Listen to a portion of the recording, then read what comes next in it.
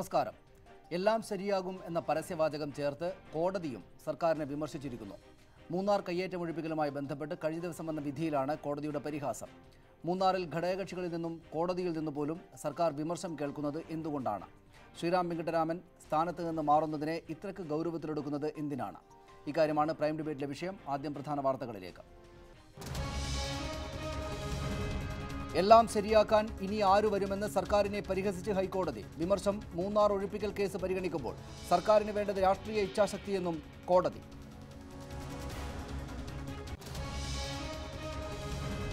നടിയെ ആക്രമിച്ച കേസിൽ ഇന്ന് ചോദ്യം ചെയ്തത് നിർമ്മാതാവ് ആൻഡോ ജോസഫ്, നടൻ KS പ്രസാദ് എന്നിവരെ. മൊഴികൾ മാറ്റിപ്പറഞ്ഞ് പൾസർ സുനി. കേസ് അട്ടിമറിക്കാൻ മുഖ്യമന്ത്രിയുടെ ശ്രമമെന്ന് രമേശ് ചെന്നിത്തല. പേര് വെളിപ്പെടുത്തിയവർക്കെതിരെ കേസെടുക്കണമെന്ന് ദേശീയ വനിതാ കമ്മീഷനും. ബിവറേജസ് ഷോപ്പുകൾക്ക് മുന്നിൽ ക്യൂ പാടില്ലെന്ന് ഹൈക്കോടതി. മദ്യം വാങ്ങാൻ എത്തുന്നവരോട് മാന്യത കാട്ടണമെന്നും നിർദ്ദേശം.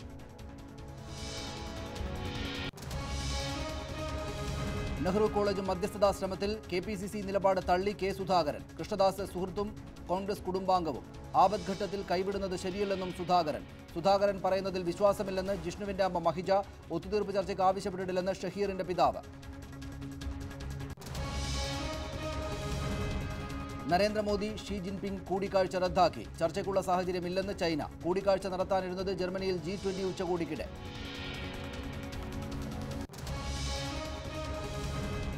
ഏഷ്യൻ അത്ലറ്റിക് മീറ്റിൽ ഇന്ത്യക്ക് ആദ്യ സ്വർണം വനിതാ വിഭാഗം ഷോട്ട്പുട്ടിൽ മൻപ്രീത് കൗറിന്. മലയാളി താരങ്ങൾക്കും മെഡൽ നേട്ടം. വനിതാ ലോങ് ജമ്പിൽ B നീനയ്ക്ക് വെള്ളി. നയന ജെയിംസിന് വെങ്കലം. ഡിസ്കസ് ത്രോയിൽ വികാസ് ഗൌഡയ്ക്കും വെങ്കലം.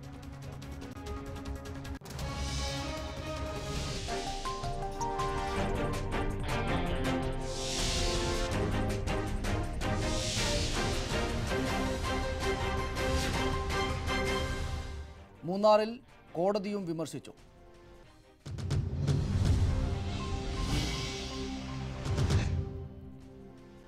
സർക്കാരിനെ രൂക്ഷമായി വിമർശിച്ച് ഹൈക്കോടതി. എല്ലാം ശരിയാക്കാൻ ഇനി ആരു വരുമെന്ന് ഹൈക്കോടതി ചോദിച്ചു. മൂന്നാർ ഒഴിപ്പിക്കൽ കേസിലാണ് പരാമർശം. സർക്കാരിന് വേണ്ടത് രാഷ്ട്രീയ ഇച്ഛാശക്തിയാണെന്നും ഹൈക്കോടതി പരാമർശിച്ചു. എല്ലാം ശരിയാക്കാമെന്ന് പറഞ്ഞ് അധികാരത്തിലെത്തിയ സർക്കാരിൽ ജനങ്ങൾക്ക് പ്രതീക്ഷയുണ്ട്. അതിൽ എന്താണ് തെറ്റ്?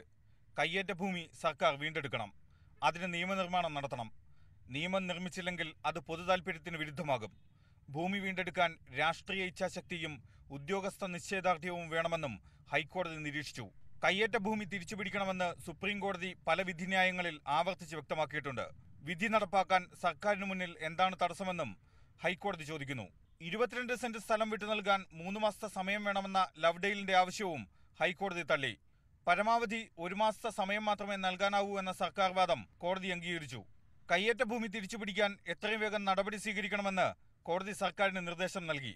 KDH വില്ലേജിലെ 22 സെന്റ് സ്ഥലം ഒഴിയണമെന്നാവശ്യപ്പെട്ട് റവന്യൂ വകുപ്പ് ലവ്ഡെയിലിന് നോട്ടീസ് നൽകിയിരുന്നു. ഇത് ചോദ്യം ചെയ്ത് ലവ്ഡെയിൽ ഉടമ VV ജോർജാണ് ഹൈക്കോടതിയെ സമീപിച്ചത്.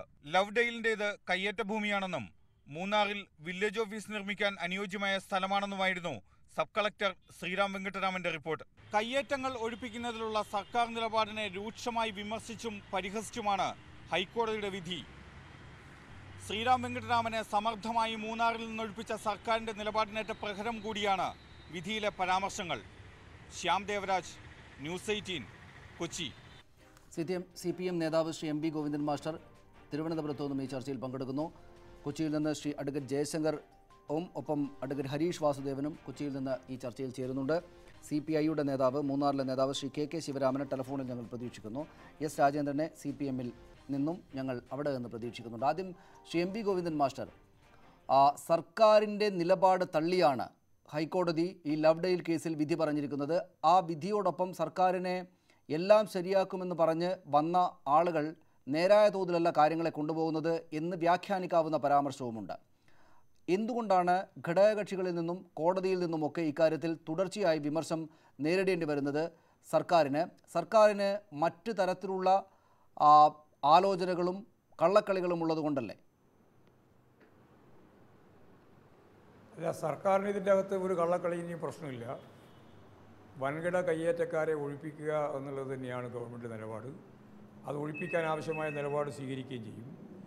മറ്റ് മന്ത്രിമാരിൽ നിന്നും ഇടതുപക്ഷ ജനാധിപത്യ മുന്നണിയിലെ മറ്റ് ഘടകകക്ഷികളിൽ നിന്നുമൊക്കെ CPI ഒറ്റപ്പെടുകയാണ് എന്നും കോടതിയിൽ നിന്ന് വരുന്നതൊക്കെ ഇങ്ങനെയാണ് എന്നൊക്കെ പറയുന്നത് യാതൊരു കാര്യമില്ല.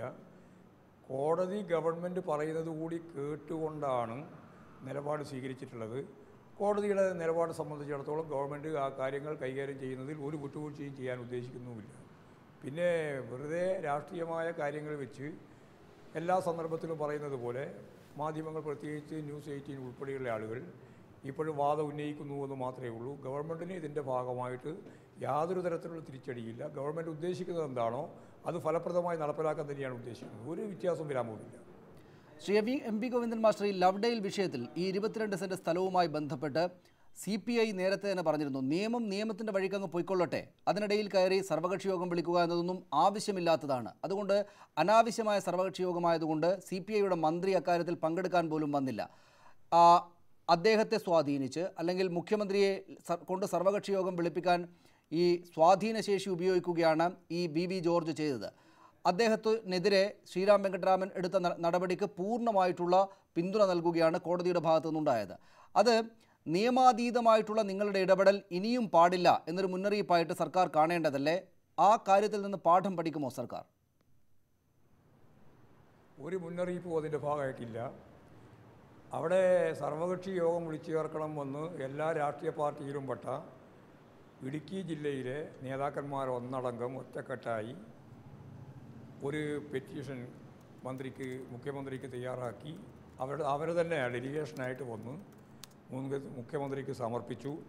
ആ സമർപ്പിച്ചതിൻ്റെ അടിസ്ഥാനപ്പെടുത്തി 22 സെൻറ്റ് സ്ഥലത്തിൻ്റെ പ്രശ്നത്തിലൊന്നുമല്ല ആ യോഗം വിളിച്ചു ചേർത്തത്. അവിടെയുള്ള പൊതുവായിട്ടുള്ള പട്ടയത്തിൻ്റെ പ്രശ്നമുണ്ട്, അതുപോലെ തന്നെ ഭൂമി ഒഴിപ്പിക്കലുമായിട്ട് ബന്ധപ്പെട്ട പ്രശ്നങ്ങളുണ്ട്. ഇങ്ങനെയുള്ള വിവിധ പ്രശ്നങ്ങൾ കൈകാര്യം ചെയ്യുന്നതിന് അതിൻ്റെ ഭാഗമായിട്ടാണ് യഥാർത്ഥത്തിൽ ആ യോഗം വിളിച്ചു ചേർത്തിട്ടുള്ളത്.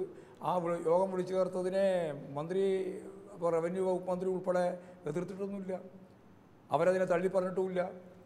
അദ്ദേഹത്തിന് പങ്കെടുക്കാനായില്ല എന്നുള്ളത് അദ്ദേഹം തന്നെ വിശദീകരിച്ചിട്ടുണ്ട്. എന്തുകൊണ്ടാണ് എല്ലാ യോഗത്തിലും എല്ലാ മന്ത്രിമാരും പങ്കെടുക്കുക എന്നുള്ള നിലപാട് സാധാരണ സ്വീകരിക്കാൻ സാധിക്കുന്നതല്ല.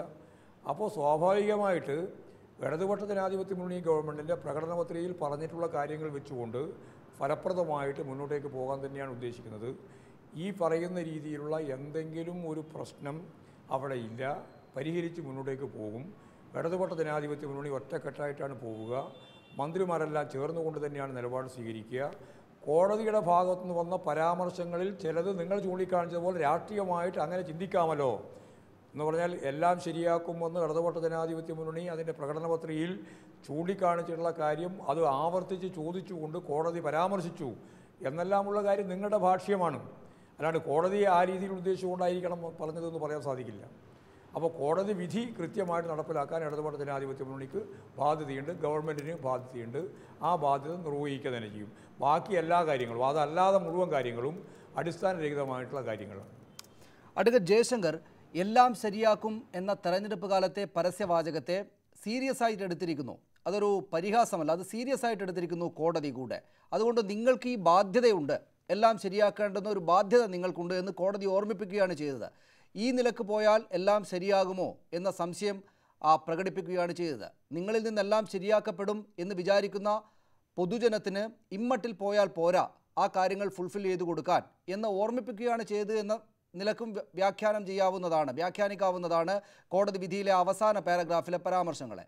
അത് ആ നിലക്ക് ഈ സർക്കാരിൻ്റെ ഭാഗത്ത് നിന്ന് പോസിറ്റീവായിട്ട് കാണും. ഇനി അങ്ങോട്ടുള്ള കാര്യങ്ങളിൽ ഇക്കാര്യങ്ങൾ കൂടെ പരിഗണിച്ചിട്ടുള്ള മുന്നോട്ട് പോക്കാണ് ഉണ്ടാവുക എന്ന് പ്രതീക്ഷിക്കേണ്ടതുണ്ടോ?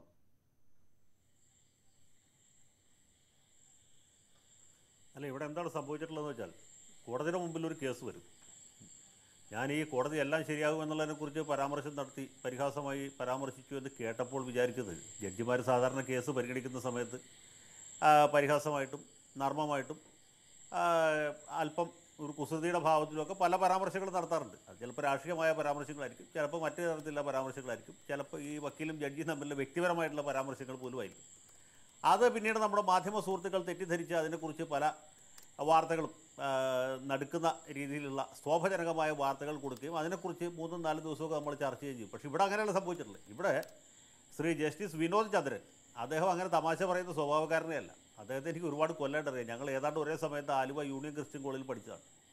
അദ്ദേഹം ഇന്ന് വരെ ഒരു തമാശ പറഞ്ഞായിട്ട് ചരിത്രമില്ല. അദ്ദേഹം ഒരു തമാശക്കാരനെ അല്ല, തമാശയായിട്ടല്ല ഈ പരാമർശം നടത്തിയിട്ടുള്ളത്. വളരെ വളരെ സീരിയസ് ആയിട്ടാണ്. കേസിൻ്റെ വസ്തുതകൾ ആദ്യം പറയുന്നു. എന്താണ് കേസിൻ്റെ വസ്തുതകൾ, എന്താണ് കേസിലെ നിയമം, എന്താണ് ഇവിടെ നടന്നിട്ടുള്ളത്. അദ്ദേഹം പറയുന്നു ഇത് പൊതു ആവശ്യത്തിനുള്ള വസ്തുവാണ്, സർക്കാർ സ്ഥലമാണ്, അത് ഒരു റിസോർട്ടുകാരന് അല്ലെങ്കിൽ ഹോം സ്റ്റേക്കാരന് തട്ടിക്കളിക്കാനുള്ളതല്ല, അത് സർക്കാർ വീണ്ടെടുക്കണം എന്ന് പറഞ്ഞതിന് ശേഷം അദ്ദേഹം പറയുന്നു ഇത് ഒറ്റപ്പെട്ട സംഭവമല്ല, ഇതുപോലെ അനവധി സംഭവങ്ങൾ ഈ നാട്ടിൽ നടക്കുന്നുണ്ട്.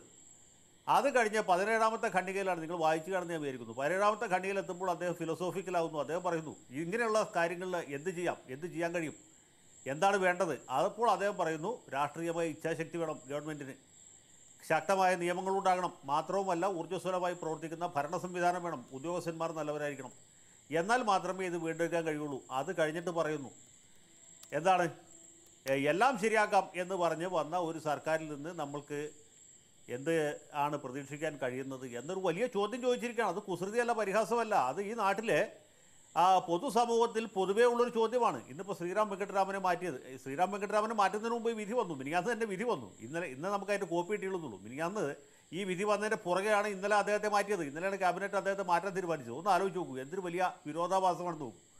ഈ ജഡ്ജിമാരും ചൊവ്വ ഗ്രഹത്തിൽ നിന്ന് വരുന്നവരല്ല, അവരൊക്കെ ഈ നാട്ടിൽ തന്നെ ജനിച്ച് വളർന്നവരാണ്, അരിയാഹാരം കഴിച്ച് ജീവിക്കുന്നവരാണ്, മാതൃഭൂമി മനോരമയും അത്യാവശ്യം ദേശാഭിമാനിയും വായിക്കുന്നവരാണ്, റിപ്പോർട്ടർ ചാനലും അതുപോലെ ന്യൂസ് 18 ചാനലും ഏഷ്യാനെറ്റും ഒക്കെ കാണുന്നവരാണ്. അവർ ഈ നാട്ടിൽ നടക്കുന്ന കാര്യങ്ങളൊക്കെ അറിയുന്നുണ്ട്. അതുകൊണ്ടാണ് ഇങ്ങനെയുള്ള പരാമർശങ്ങൾ നടത്തുന്നത്. അല്ലാതെ അന്യഗ്രഹത്തിൽ നിന്ന് വന്നവരായിരുന്നെങ്കിൽ കുഴപ്പമുണ്ടാവില്ലായിരുന്നു. അവർ ആ ശീതീകരിച്ച മുറിയിലിരുന്ന് അവരുടെ മുമ്പിൽ കിട്ടുന്ന കടലാസ് വായിച്ച് അവർക്ക് തോന്നിയ രീതിയിൽ വിധി കൽപ്പിച്ച് വീട്ടിൽ പോയേനെ. ഇവിടെ അങ്ങനെയല്ല സംഭവിക്കുന്നത്.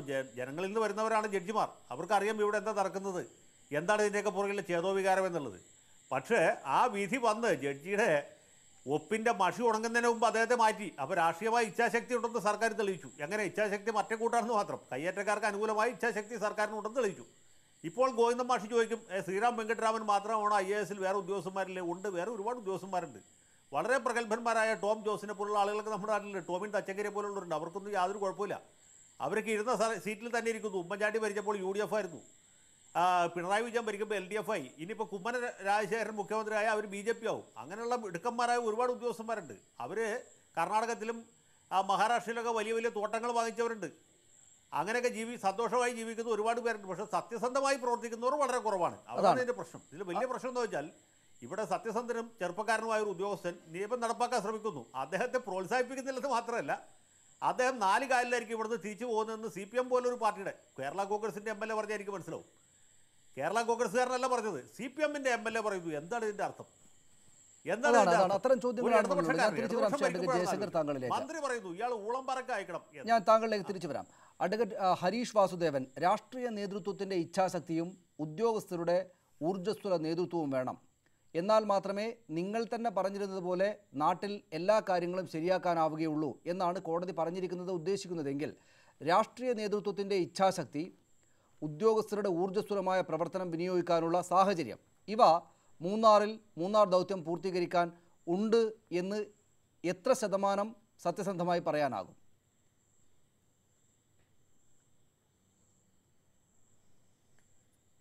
ഈ ഉത്തരവ് പുറപ്പെടുവിച്ച ജസ്റ്റിസ് വിനോദ് ചന്ദ്രൻ തന്നെ 2016 നവംബർ മാസത്തിൽ മൂന്നാറിലെ കേസുകൾ വിശദമായി പരിശോധിക്കുകയും പട്ടയ വ്യവസ്ഥ ലംഘിച്ച റിസോർട്ടുകൾക്ക് സ്റ്റോപ്പ് മെമ്മോ നൽകിയ സബ് കളക്ടറുടെ ഉത്തരവ് ശരിവെക്കുകയും ചെയ്തിരുന്നു.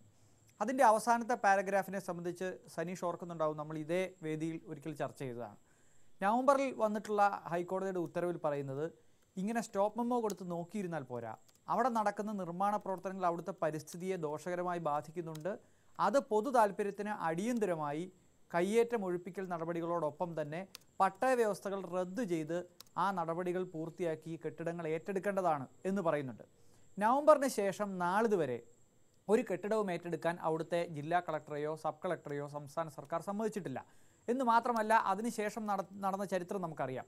കയ്യേറ്റം ഒഴിപ്പിക്കലിന് പോയ സബ് കളക്ടറെയും കളക്ടറെയും റവന്യൂ വകുപ്പ് മന്ത്രിയുടെ നിർദ്ദേശത്തെ തുടർന്ന് നടത്തിയ നടപടികൾക്ക് വിരുദ്ധമായി മുഖ്യമന്ത്രി വിളിച്ചു വരുത്തി ശാസിച്ച വാർത്ത നാം കണ്ടു. അതിനുശേഷമായ ഒരു പൊതു സമ്മേളനം തന്നെ വിളിച്ചു ചേർത്തു മുഖ്യമന്ത്രി. ഞാനൊക്കെ മുഖ്യമന്ത്രിയുടെ യോഗത്തിൽ പങ്കെടുത്തതാണ്. അന്ന് മുഖ്യമന്ത്രി നൽകിയ ഉറപ്പ്, ചർച്ച നടത്തി ഒരു ഡേറ്റ് തീരുമാനിച്ചല്ല കയ്യേറ്റം ഒഴിപ്പിക്കലും പട്ടയം റദ്ദാക്കൽ നടപടിയും തുടരും എന്ന് പറഞ്ഞു. ഈ മെയ് 5-ാം തീയതിത്തെ ചർച്ചയ്ക്ക് ശേഷം നാളിതുവരെയായി ഒരു കയ്യേറ്റം പോലും ഒഴിപ്പിക്കുകയോ അല്ലെങ്കിൽ ഒരു പട്ടയം പോലും റദ്ദ് ചെയ്യുകയോ ചെയ്തിട്ടില്ല.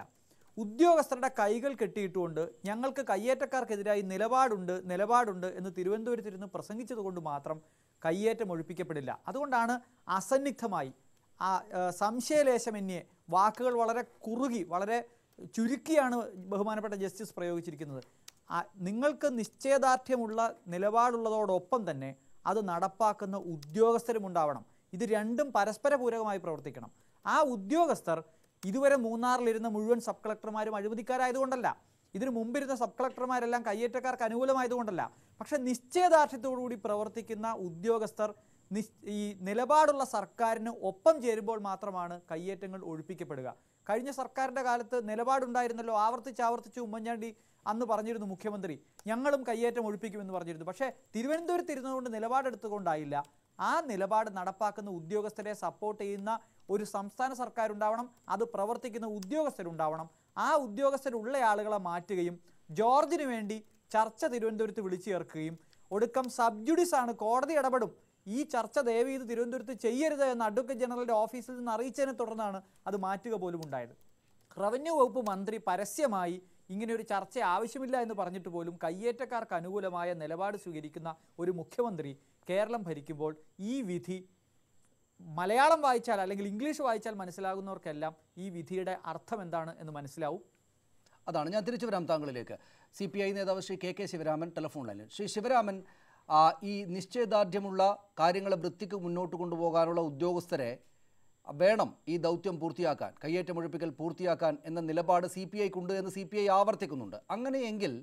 അങ്ങനെയെങ്കിൽ ഈ ശ്രീറാം വെങ്കിട്ടരാമൻ എന്ന ചെറുപ്പക്കാരനായ ഉദ്യോഗസ്ഥൻ അത്രക്ക് നിശ്ചയദാർഢ്യമുള്ള കാര്യങ്ങൾ നന്നായി നടത്തിക്കൊണ്ടുപോകാൻ ശേഷിയുള്ള ആളാണ് എന്നുറപ്പുണ്ടെങ്കിൽ അദ്ദേഹത്തെ ആ സ്ഥാനത്ത് പിടിച്ചു നിർത്തുക, അദ്ദേഹത്തെ സ്ഥാനമാറ്റത്തിന് വിധേയനാക്കാതിരിക്കുക എന്നത് നിങ്ങളുടെ ഉത്തരവാദിത്തമായിരുന്നു. നിങ്ങൾ ഈ പറയുന്ന ഞങ്ങൾക്ക് CPMനേക്കാൾ സർക്കാരിലെ മറ്റേ കക്ഷിയേക്കാൾ വലിയ ഉത്തരവാദിത്തവും വ്യത്യസ്തമായ നിലപാടും ഞങ്ങൾക്കുണ്ട് എന്നത് വസ്തുതയാണെങ്കിൽ ഈ നിലപാട് സ്ഥാപിച്ചെടുക്കാൻ നിങ്ങൾക്ക് സാധിക്കണമായിരുന്നു. അതൊരു പരാജയമല്ലേ? അതിനെങ്ങനെയാണ് വിശദീകരിക്കുക? ശ്രീറാമിനെ മാറ്റിയതിനെ സംബന്ധിച്ച് CPIയുടെ നിലപാട് ഇന്നലെ തന്നെ വ്യക്തമാക്കിയിരുന്നു. ഈ ഹൈക്കോടതി വിധി ഉണ്ടായതിന്റെ പിറ്റേ ദിവസം അങ്ങനെ ഒരു മാറ്റമുണ്ടായത് തെറ്റായ സന്ദേശം ജനങ്ങളിൽ കിട്ടാൻ കാരണമാകും എന്ന് ഞാൻ ഇന്നലെ പറഞ്ഞതാണ്. അതിനെ സംബന്ധിച്ച് എനിക്ക് ഇപ്പോഴും അത് തന്നെയാണ് പറയാനുള്ളത്. പക്ഷേ അത് താങ്കളുടെ പാർട്ടിയുടെ മന്ത്രിക്ക് പക്ഷേ ആ നിലപാടല്ലല്ലോ ഉള്ളത്. സ്വാഭാവികമായിട്ടൊരു മാറ്റമാണിത് എന്നാണല്ലോ അദ്ദേഹം പറഞ്ഞത്. അദ്ദേഹത്തെ എല്ലാ കാലത്തേക്കും 4 വർഷത്തേക്ക് ഉള്ള ഒരാളെ എല്ലാ കാലത്തേക്കും അദ്ദേഹത്തെ മാത്രമായി പിടിച്ചു വെക്കാനാവുമോ എന്നാണല്ലോ ഞങ്ങളോട് അദ്ദേഹം ചോദിച്ചത്. നിങ്ങൾക്കിടയിൽ തന്നെ ഈ നിലപാടില്ലേ? അല്ലെങ്കിൽ നിങ്ങളുടെ പാർട്ടിയുടെ നിലപാട് സംസ്ഥാന സർക്കാരിനകത്ത് സ്ഥാപിച്ചെടുക്കാൻ അദ്ദേഹത്തിന് സാധിക്കാത്തത് കൊണ്ടാണോ? മന്ത്രി പറഞ്ഞത് ഗവൺമെന്റിന്റെ നിലപാടാണ്, സ്ഥലം മാറ്റം ഭരണപരമായ കാര്യമാണ്. അതിനെ സംബന്ധിച്ചാണ് മന്ത്രി പറഞ്ഞത്. ഞാൻ പറഞ്ഞത് ഈ ഇന്നത്തെ സന്ദർഭത്തിൽ ശ്രീറാമനെ മാറ്റുന്നത് വളരെ തെറ്റായ ഒരു സന്ദേശം ജനങ്ങളിലെത്താൻ കാരണമാകും എന്നാണ്. ഡിപ്പാർട്ട്മെന്റിൽ ശ്രീറാം മാത്രമേ കാര്യശേഷിയുള്ള ഒരു ഉദ്യോഗസ്ഥനുള്ളൂ എന്ന് പറയാൻ ഞാൻ പറഞ്ഞില്ല. ഒരു ശ്രീറാം മാറിയാൽ വേറെ ശ്രീറാം വരും. ഞാനൊരു കാര്യം സൂചിപ്പിക്കാം. നേരത്തെ ഇവിടെ ശ്രീ രാജു നാരായണസ്വാമി സ്ഥലം മാറ്റിയപ്പോൾ ഹർത്താൽ ആചരിച്ച ജില്ലയാണിത്. അതിനർത്ഥം എന്തായിരുന്നു? രാജു നാരായണസ്വാമിക്ക് ശേഷം വന്ന് അശോക് കുമാർ സിൻഹ മുൻ കളക്ടറേക്കാൾ കാര്യശേഷിയുള്ള നിശ്ചയദാർഢ്യമുള്ള ഉദ്യോഗസ്ഥനായിരുന്നു. അപ്പൊ IASകാരിൽ ഒരാൾ മാത്രമേ കാര്യപ്രാപ്തിയുള്ള ആള് ഉള്ളൂ എന്ന നിഗമനത്തിലെത്താൻ പാടില്ല. പക്ഷേ ഇവിടെ ഒരു കയ്യേറ്റം ഒഴിപ്പിക്കാൻ മുൻകൈ എടുക്കുകയും ആ കയ്യേറ്റം ഒഴിപ്പിക്കുന്നതിന് വേണ്ടി നിശ്ചയദാർഢ്യത്തോടുകൂടി ഇടപെടുകയും ചെയ്ത ആളാണ് ശ്രീറാം എന്ന കാര്യത്തിൽ ഞങ്ങൾക്ക് സംശയമില്ല. അത് കോടതിയിലെത്തിയപ്പോൾ കോടതി ആ നടപടി അംഗീകരിച്ചു കൊടുത്തു. ആ കയ്യേറ്റം ഒഴിപ്പിക്കാനുള്ള സമയം പോലും കൊടുക്കാതെ അദ്ദേഹത്തെ ഒഴിവാക്കിയ രീതിയോട്, സ്ഥലം മാറ്റിയ രീതിയോടാണ് അഭിപ്രായ വ്യത്യാസമുള്ളത്. അതിന്നലെ പച്ചയായി ഞാൻ പറഞ്ഞു. അതുകൊണ്ട് വേറൊന്നും നടക്കത്തില്ല, ഇദ്ദേഹം ഇല്ലെങ്കിൽ പിന്നെ ഒഴിപ്പിക്കലും ഉണ്ടാവത്തില്ല എന്ന നിഗമനങ്ങളിലേക്ക് പോകുന്നതിനോട് എനിക്ക് യാതൊരു യോജിപ്പുമില്ല. ഞാൻ തിരിച്ചു വരാം. ശ്രീ MB ഗോവിന്ദൻ മാസ്റ്റർ, അപ്പോൾ അതാണ് പ്രധാനമായ കാര്യം. ഈ കോടതി വിധിക്കകത്തുള്ള സുചിന്തിതമായിട്ടുള്ള കൃത്യമായി ആലോചിച്ചെഴുതിയിട്ടുള്ള വരികളിൽ ഉള്ള പ്രധാനപ്പെട്ട കാര്യങ്ങൾ ഇതാണ്. അതായത് നിങ്ങൾക്ക് നിശ്ചയദാർഢ്യം വേണം. സർക്കാർ പറയുന്ന ഞങ്ങൾ എല്ലാം ശരിയാക്കും, കാര്യങ്ങളെ നിയമവിധേയമാക്കും എന്ന നിലപാട് നിങ്ങൾക്കുള്ളതാണെങ്കിൽ നിങ്ങളുടെ സർക്കാരിന് ആ നിശ്ചയദാർഢ്യം വേണം, ഞങ്ങൾ അങ്ങനെ തന്നെ മുന്നോട്ട് പോകുമെന്ന്. ഇവിടെ അതില്ല. നിങ്ങൾക്ക് ചിതറിയ നിലപാടാണുള്ളത്. അതിൻ്റെ കാരണങ്ങൾ രാഷ്ട്രീയ എതിരാളികൾ പലതും പറയും. പക്ഷേ കയ്യേറ്റം ഒഴിപ്പിക്കണമെന്ന് പറയുമ്പോൾ അതേതൊക്കെയാണ് കയ്യേറ്റം? ഈ കയ്യേറ്റങ്ങൾ ഇങ്ങനെ ഒഴിപ്പിക്കണമോ? ഈ സർവകക്ഷി സംഘം വരുമ്പോൾ ആ നിവേദനം പരിശോധിച്ചൊന്ന് ചർച്ച നടത്തിയാലോ എന്നൊക്കെ തോന്നുന്ന, കാലിൽ ചുവടുറപ്പില്ലാത്ത ഒരു നിലപാടാണ്, നിശ്ചയദാർഢ്യം, ഉറപ്പ് ഇല്ല. അതുകൊണ്ട് തന്നെ നിങ്ങൾക്ക് ഊർജ്ജസ്വലരായ ഉദ്യോഗസ്ഥരെ ആ വഴിക്ക്, നിയമത്തിൻ്റെ വഴിക്ക് അങ്ങോട്ട് അഴിച്ചുവിടാൻ ഭയവുമാണ്. അതുകൊണ്ടെന്തെന്നാൽ കിട്ടിയൊരവസരം വെച്ച് ശ്രീരാം വെങ്കിട്ടരാമനെ മാറ്റുന്നു. ഇനി അവിടെ വരുന്നയാളാണെങ്കിലും ഉദ്യോഗസ്ഥർക്ക് ഉറപ്പുള്ള നിലപാടുണ്ടെങ്കിൽ തന്നെയും കാര്യങ്ങളെ നന്നായി കൊണ്ടുപോകാൻ സാധിക്കുന്നതിൽ പ്രയാസമുണ്ട്. അതുകൊണ്ട് തന്നെ ഈ ഹൈക്കോടതി വിധി, നിങ്ങൾ മറിച്ചൊരു നിലപാടെടുത്ത, സർക്കാർ മറിച്ചൊരു നിലപാടെടുത്ത ലവ്ഡെയിൽ കേസിലെ ഹൈക്കോടതി വിധി നമ്മൾ വായിക്കുന്ന ഭാഷയിലുള്ളതിനേക്കാൾ അതികാർക്കശ്യം നിറഞ്ഞ സർക്കാർ വിമർശനം ഉൾക്കൊള്ളുന്നതാണ്. നിങ്ങൾക്കത് മനസ്സിലാകുന്നുണ്ടോ? താങ്കളുടെ സർക്കാർ അതിനനുസരിച്ച് തിരുത്തലുണ്ടാക്കുമോ? അല്ല, ഞാനത് സംബന്ധിച്ച് നേരത്തെ തന്നെ വിശദീകരിച്ചു. കോടതി വിധിയെ ഇടതുപക്ഷ ജനാധിപത്യ മുന്നണി വിശ്വാസത്തിലെടുത്ത് നിലപാടുകൾ സ്വീകരിക്കും, അതിൽ യാതൊരു സംശയമില്ല. പിന്നെ കോടതി പറഞ്ഞിട്ടുള്ളത് വളരെ വ്യക്തമായിട്ട് മനസ്സിലാക്കാനാവുന്നതാണ്. അതിലേറ്റവും പ്രധാനമായത് ഗവൺമെൻറ്റിന് ഇച്ഛാശക്തി ഉണ്ടാവണം. ഒരു സംശയവും വേണ്ട, ഇടതുപക്ഷ ജനാധിപത്യ മുന്നണി ഗവൺമെൻറ്റിന് നല്ല ഇച്ഛാശക്തിയുണ്ട്. 1 കൊല്ലം മാത്രമേ പൂർത്തിയായിട്ടുള്ളൂ, ഇനി 4 വർഷമുണ്ട്. ഈ 4 വർഷത്തിനിടയിൽ തന്നെ ഇടുക്കിയിലെ വൻകിട കയ്യേറ്റക്കാരെ മുഴുവൻ ഒഴിവാക്കുന്നതിന് വേണ്ടിയുള്ള ഫലപ്രദമായ ഇടപെടൽ നടത്തുകയും അത് വാക്കുകളിലുണ്ട്. Shri M V Govindan master, അതെല്ലായ്പ്പോഴും വാക്കുകളിലുണ്ട്. താങ്കളടക്കമുള്ള CPM നേതാക്കളുടെ വാക്കുകളിലുണ്ട്, മുഖ്യമന്ത്രിയുടെ വാക്കുകളിലുണ്ട്, എല്ലായ്പ്പോഴും ഉണ്ട്. പക്ഷേ ഈ നിശ്ചയദാർഢ്യം ഇല്ല എന്നതിനുള്ള ഏറ്റവും വലിയ തെളിവാണ് ഈ VV ജോർജിൻ്റെ കേസ്. അതായത് നിയമപരമായി മുന്നോട്ട് പോകുന്ന ഈ വിമർശനങ്ങളെല്ലാം കേട്ടതിന് ശേഷവും ഓരോ ചുവടും ശ്രദ്ധിക്കണമെന്നറിയാവുന്ന ആ ചെറുപ്പക്കാരനായ ഉദ്യോഗസ്ഥൻ കയ്യേറ്റം ഒഴിപ്പിക്കലിന് വേണ്ടി നടപടി സ്വീകരിച്ച ആളുകളെ തടയാനുള്ള നിലപാടിനൊപ്പമാണ് നിന്നത് സർക്കാർ. അതുമായി അങ്ങോട്ട് വന്ന സർവകക്ഷി സംഘത്തെ വിളിച്ചിരുത്തി നമുക്ക് ചർച്ച ചെയ്യാം കാര്യങ്ങളെന്ന് നിലപാട് സ്വീകരിക്കുകയാണ് മുഖ്യമന്ത്രി ചെയ്തത്. CPI അവിടെ നിന്ന് പറഞ്ഞു ഇത് ശരിയല്ല, നിയമത്തിൻ്റെ വഴിക്ക് പോകട്ടെ, നമ്മൾ എന്തിനാണ് ഓൾറെഡി ഉള്ള നിയമം നടപ്പാക്കുന്ന കാര്യത്തിന് വേണ്ടി ഒരു സർവകക്ഷി യോഗം നടന്നത് എന്തിനാണ് എന്നാകാവുന്നതിൽ രോഷം ഏറ്റവും കൂടുതൽ പ്രകടിപ്പിച്ച് കാനം രാജേന്ദ്രൻ പറഞ്ഞു. മന്ത്രി അങ്ങോട്ട് വന്നില്ല, താരതമ്യേന നിസ്സാരമായൊരു പരിപാടിക്ക് കോട്ടയത്ത് പോയ അദ്ദേഹം. എന്നിട്ടും സർക്കാരിന് മനസ്സിലായിട്ടില്ല. അപ്പോൾ താങ്കളടക്കമുള്ള ആളുകൾ ഈ നിലപാട് പറയുന്നതിൽ വ്യക്തതയുണ്ട്, കൃത്യമാണ്, ഞങ്ങളിത് കയ്യേറ്റം ഒഴിപ്പിക്കുമെന്ന് പറയുമ്പോൾ തന്നെയും ഉള്ളിൽ പക്ഷേ ചിതറിയ കാൽവെപ്പുകളാണ്, സംശയമുള്ളതാണ്. അതുകൊണ്ടാണ് ഈ പറയുന്ന സംഭവങ്ങളെല്ലാം ഉണ്ടാകുന്നത്. നിങ്ങളിതിനെ ഇപ്പോഴും ഗൗരവത്തിലെടുക്കുന്നില്ല. അല്ല, ചില ആളുകൾക്ക് ഈ സംശയം തീരൂല. ഇടതുപക്ഷ ജനാധിപത്യ മുന്നണിയെ സംബന്ധിച്ചിടത്തോളം ഒരു സംശയമില്ല. അതിലിപ്പോൾ ഇടതുപക്ഷ ജനാധിപത്യ മുന്നണി CPI മാത്രമല്ല, CPM-ഉം CPI-യും ഉൾപ്പെടെയുള്ള ഇടതുപക്ഷ ജനാധിപത്യ മുന്നണിയിലെ എല്ലാ രാഷ്ട്രീയ പാർട്ടികളും അതുപോലെ തന്നെ ഗവൺമെൻറ്റും കൃത്യമായിട്ട് കയ്യേറ്റക്കാരെ പ്രത്യേകിച്ച് മുൻഗണന കൊടുക്കേണ്ടത് വൻകിട കയ്യേറ്റക്കാരെയാണ്. ഇപ്പോൾ മുഖ്യമന്ത്രി വിളിച്ചു ചേർത്തിട്ടുള്ള യോഗത്തെ സംബന്ധിച്ചിടത്തോളം ഇവിടെ പറയുകയുണ്ടായി. അവിടെ CPI ഉൾപ്പെടെയുള്ള CPM ഉൾപ്പെടെയുള്ള എല്ലാ രാഷ്ട്രീയ പാർട്ടിയുടെയും അവിടെയുള്ള ഇടുക്കിയിലുള്ള കോൺഗ്രസിൻ്റെ പ്രധാനപ്പെട്ട നേതൃനിര ഉൾപ്പെടെയുള്ളവർ ആണ് അവിടെ ഈ കാര്യം ചൂണ്ടിക്കാണിച്ചിട്ടുള്ളത്. അത് 22 സെൻറ്റിൻ്റെ ഒഴിപ്പിക്കൽ പ്രശ്നമല്ല, അവിടെയുള്ള പൊതുവായിട്ടുള്ള പട്ടയത്തിൻ്റെയും അതുപോലെ തന്നെ ഒഴിപ്പിക്കുന്ന ഉൾപ്പെടെയുള്ള അത് ഏതെങ്കിലും ഒരു 22 സെൻറ്റിൻ്റെ ഭാഗം മാത്രമായിട്ടാണ് യോഗം ചെയ്തതെന്ന് പറഞ്ഞത് ഒരു ലളിതവൽക്കരണമാണ്. ആ ലളിതവൽക്കരണത്തിൻ്റെ അർത്ഥമില്ല. കാരണം വളരെ വിശദമായിട്ട് തന്നെ ചർച്ച ചെയ്ത് ആവശ്യമായ തീരുമാനങ്ങൾ എടുത്തിട്ടുണ്ട് എന്നുള്ളത് മാധ്യമങ്ങളൊക്കെ പുറത്തു കൊണ്ടുവന്നിട്ടുള്ളതാണ്. അതുകൊണ്ട് 22 സെൻറ്റ് ഒഴിപ്പിക്കാതിരിക്കാൻ വേണ്ടിയിട്ടാണ്, ജോർജിൻ്റെ പ്രശ്നത്തിൻ്റെ മേലെയാണ് ഇങ്ങനെ ഒരു യോഗം ചേർന്നത് എന്ന് പറയുന്ന ലളിതവൽക്കരണം യഥാർത്ഥത്തിൽ ആ യോഗത്തിൽ യോജിച്ചതല്ല. മന്ത്രിമാർക്ക് ചിലർക്ക് ചിലപ്പോൾ യോഗത്തിൽ പങ്കെടുക്കാൻ സാധിച്ചിട്ടുണ്ടായിരുന്നു. അദ്ദേഹം തന്നെയാണ് പറഞ്ഞത്, എനിക്ക് പങ്കെടുക്കാൻ സാധിച്ചിട്ടില്ല, എനിക്ക് വേറൊരു പരിപാടി ഉള്ളതുകൊണ്ട് പങ്കെടുത്തില്ല എന്ന് മാത്രമേ ഉള്ളൂ. അതുകൊണ്ട് പങ്കെടുക്കാനാവില്ല എന്നുള്ള കാര്യം വെച്ചുകൊണ്ട് യോഗം തന്നെ മാറ്റി വെക്കേണ്ടതില്ല, യോഗം നടത്താം എന്നാണ് തീരുമാനിച്ചത്. യോഗം നടത്തുകയും ചെയ്തിട്ടുണ്ട്.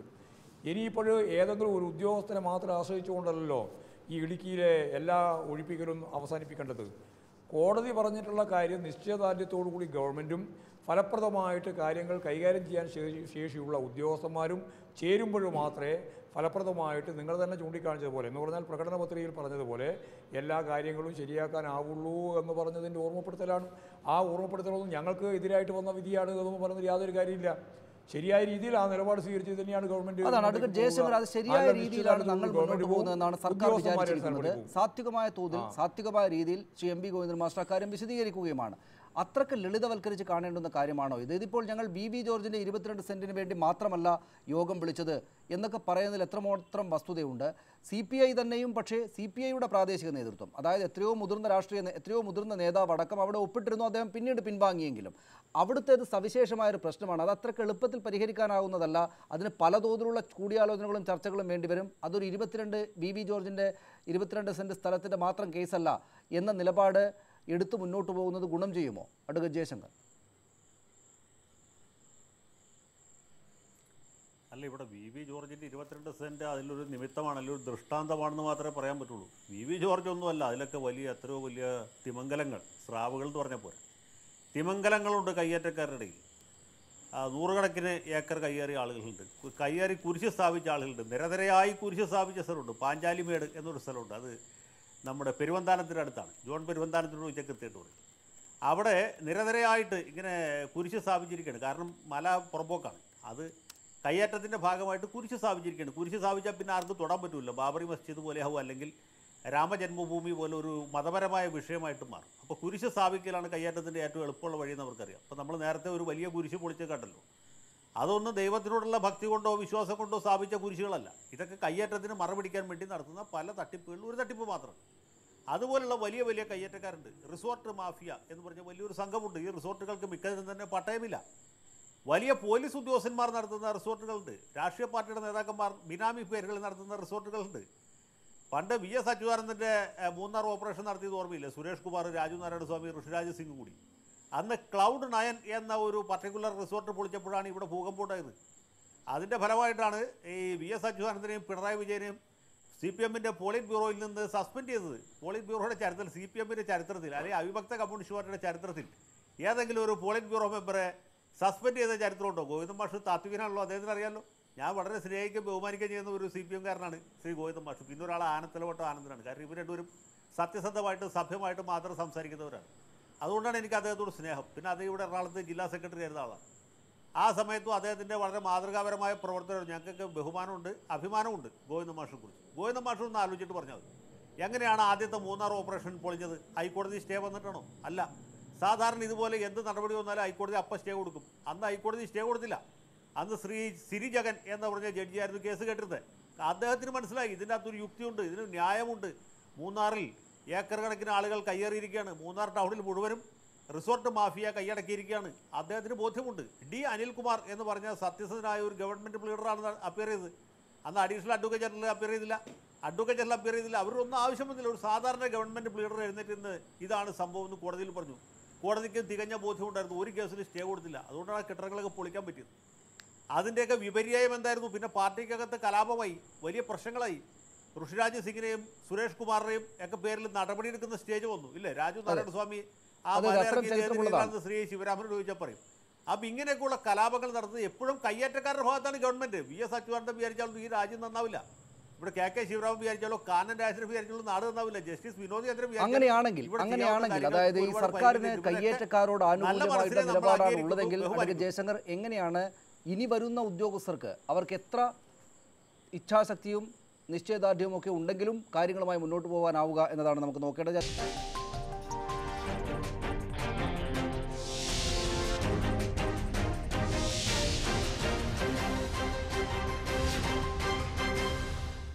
അഡ്വക്കേറ്റ് ഹരീഷ് വാസുദേവൻ ഈ കോടതി വിധിയെ, അതിലെ പരാമർശങ്ങളെ തങ്ങൾ തിരുത്തേണ്ടുന്ന കാര്യങ്ങൾക്ക് ഉള്ള തെളിവാണ്, അല്ലെങ്കിൽ തങ്ങൾ ഇന്ന കാര്യങ്ങളിൽ തിരുത്തൽ വരുത്തണം എന്ന കാര്യം സൂചിപ്പിക്കുന്ന ഒന്നായിട്ട് ശ്രീ MV ഗോവിന്ദൻ മാസ്റ്റർ കാണുന്നില്ല. അപ്പോൾ പിന്നെ സർക്കാരിൻ്റെ കാര്യം പറയേണ്ടതുമില്ലല്ലോ. അങ്ങനെ ഒരു തിരുത്തൽ വരുത്തണം എന്ന നിലപാടിലേക്ക് എത്തിക്കാൻ മാത്രം എന്തെങ്കിലും ഇതിനകത്തുണ്ട് എന്നവർ വിചാരിക്കുന്നേയില്ല. അങ്ങനെയെങ്കിൽ ശ്രീറാം വെങ്കിട്ടരാമൻ പോയി മറ്റൊരു ഉദ്യോഗസ്ഥൻ വരുമായിരിക്കും. ഒരുപക്ഷേ അദ്ദേഹത്തെ പോലെ നിയമത്തിനനുസരിച്ച് കാര്യങ്ങൾ കൊണ്ടുപോകാമെന്ന് വിചാരിക്കുന്ന ഒരാൾ, അദ്ദേഹത്തിന് കാര്യങ്ങളെ കൊണ്ടുപോകാൻ എത്രമേൽ സാധ്യമാകും? ഇതെങ്ങനെയാണ് മുന്നോട്ട് പോവുക?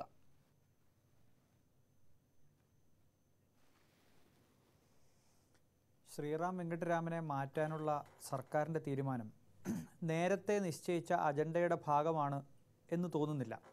മാധ്യമങ്ങളിൽ വന്ന വാർത്ത മാത്രം ആശ്രയിച്ചാൽ ഔട്ട് ഓഫ് അജണ്ടയിലാണ് ബുധനാഴ്ച ഇത് ക്യാബിനറ്റിൽ വന്നത്. ഈ വിധിന്യായം പുറപ്പെടുവിച്ചതിന് ശേഷം, അത് അറിഞ്ഞ ശേഷം സ്വാഭാവികമായിട്ടും മൂന്നാർ ഓപ്പറേഷൻ്റെ രണ്ടാം ഘട്ടം, ഈ സർക്കാരിൻ്റെ രണ്ടാം ഘട്ടമായി ഉദ്യോഗസ്ഥർ മുമ്പോട്ട് പോകും എന്ന് തോന്നിയ സാഹചര്യത്തിലാണ് അന്ന് തന്നെ ഔട്ട് ഓഫ് അജണ്ടയിൽ ക്യാബിനറ്റിൽ ഈ വിഷയം കൊണ്ടുവരികയും 2018 ജൂലൈ മാസം വരെ ആ പോസ്റ്റിൽ തുടരാൻ അർഹതയുള്ള Kerala Indian civil service rule അനുസരിച്ചും കേരള സിവിൽ സർവീസ് റൂൾ അനുസരിച്ചും സിവിൽ സർവീസ് ബോർഡിൻ്റെ ശുപാർശയ്ക്ക് ശേഷം മാത്രം ട്രാൻസ്ഫർ ചെയ്യേണ്ട ഉദ്യോഗസ്ഥനെ ചട്ടവിരുദ്ധമായി ഇപ്പോൾ പ്രൊമോഷൻ എന്ന പേര് പറഞ്ഞ് ട്രാൻസ്ഫർ ചെയ്തിരിക്കുന്നത്. അപ്പോൾ അതുകൊണ്ട് തന്നെ മുഖ്യമന്ത്രിയുടെ ഓഫീസിൻ്റെ ഇക്കാര്യത്തിലുള്ള നിലപാട് കഴിഞ്ഞ മെയ് മാസം വരെ ഉണ്ടായിരുന്ന എൻ്റെ വിശ്വാസം ഈ സർക്കാരിനെ സംബന്ധിച്ച് ഇപ്പോഴില്ല. റവന്യൂ മന്ത്രിയുടെ വളരെ വളരെ വീക്കായിട്ടുള്ള പൊസിഷൻ നമ്മൾ ഈ TV യിൽ കണ്ടു. അതുകൊണ്ട് തന്നെ ഇനി റവന്യൂ മന്ത്രിക്ക് മുഖ്യമന്ത്രിയുടെ ഓഫീസിനെ മറികടന്നുകൊണ്ട് മൂന്നാർ ഓപ്പറേഷനുമായി മുമ്പോട്ട് പോകാൻ കഴിയുമോ എന്ന കാര്യത്തിൽ എനിക്ക് സംശയമുണ്ട്.